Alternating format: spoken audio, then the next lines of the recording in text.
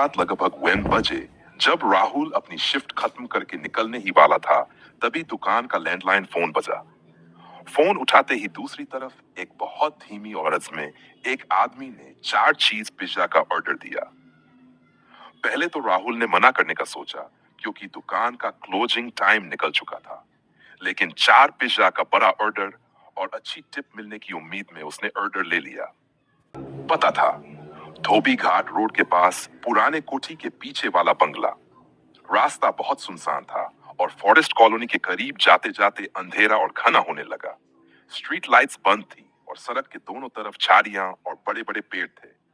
लगभग 10 मिनट की ड्राइव के बाद राहुल उस पते पर पहुंचा, एक पुरानी जर्जर कोठी के सामने। चारों ओर सन्नाटा, कोई रोशनी नहीं, न ही कोई हलचल। राहुल घबरा गया। उसने अपने मैनेजर अनिल को कॉल किया, लेकिन कॉल रिसीव नहीं हुआ। डरते डरते राहुल ने सोचा कि एक बार दरवाजे तक जाकर देख ले। जैसे ही वह कोठी के पास पहुंचा, भीतर की एक लाइट अपने आप जल गई। थोड़ा हिम्मत करके उसने डोरबेल बजाई और कहा, पिज्जा डिलीवरी। कोई जवाब नहीं आया। फिर से बेल बजाई, तब किसी के कदमों की हल्की आवाज सुनाई दी, लेकिन दरवाजा नहीं खुला। राहुल जैसे ही पीछे मुड़ने लगा, दरवाजा अपने आप खुल गया। वो अंदर घुसा। हॉल में एक धीमी लाइट जल रही थी, लेकिन कोई नजर नहीं आया। राहुल ने आवाज लगाई, हेलो, पिज्जा डिलीवरी, कोई है? तभी उसने देखा कि एक काली बिल्ली हॉल से निकलकर एक कमरे की तरफ भागी। जैसे ही वह बिल्ली कमरे में गई, कमरे की लाइट और टीवी अपने आप बंद हो गए और बच्चों की हंसी सुनाई देने लगी। राहुल हैरान रह गया। कमरे के अंदर गया। वहां 2 छोटी लड़कियां बैठी थीं, जो बिना पलक झपकाए राहुल को घूर रही थीं। राहुल गुस्से में बोला, दरवाजा क्यों नहीं खोला? मैं कब से खड़ा हूं। लेकिन वे कुछ नहीं बोली। तभी उनकी आंखें अचानक सफेद हो गई और उनके चेहरे पर एक भयानक मुस्कान आ गई।